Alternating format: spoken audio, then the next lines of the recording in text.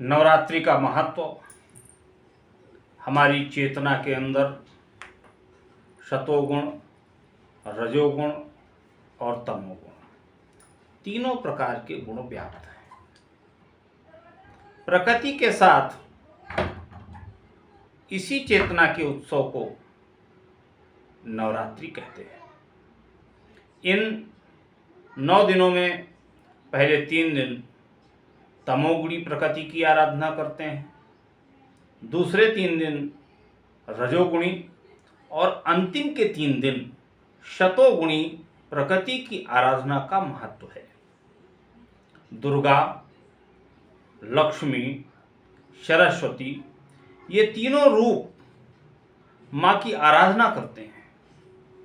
माँ सिर्फ आसमान में कहीं स्थित नहीं है, ऐसा कहा जाता है। या देवी सर्वभूतेषु चेतनेत्यभिधीयते, दुर्गा सप्तशती में आया है कि सभी जीव जंतुओं में चेतना के रूप में ही माँ या स्थित हैं।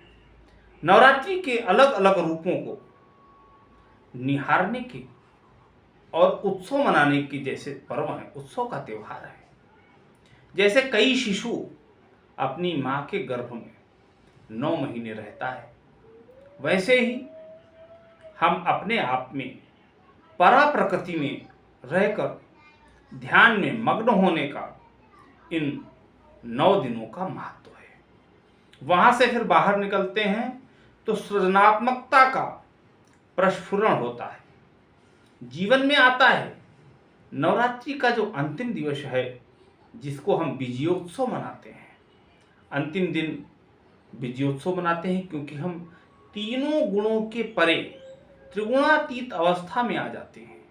काम, क्रोध, मद, मत्सर, लोभ आदि जितनी भी राक्षसी प्रवृत्तियां हैं, उनका हनन करके विजय का उत्सव मनाते हैं। रोजमर्रा की जिंदगी में जो मन फंसा रहता है, उसमें से मन को हटा करके जीवन के जो उद्देश्य, जो आदर्श हैं, उनको निखारने के लिए उत्सव मनाया जाता है।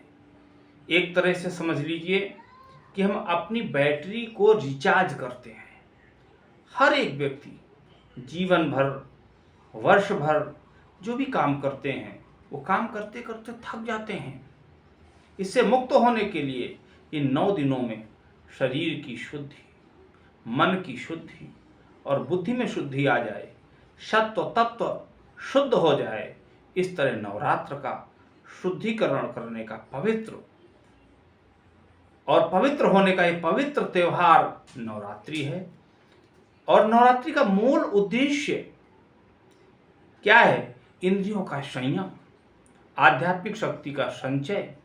वस्तुतः नवरात्र अंतः शुद्धि का महापर्व है। आज वातावरण में चारों तरफ विचारों का प्रदूषण है, ऐसी स्थिति में नवरात्र का महत्व और अधिक बढ़ जाता है। नमस्कार।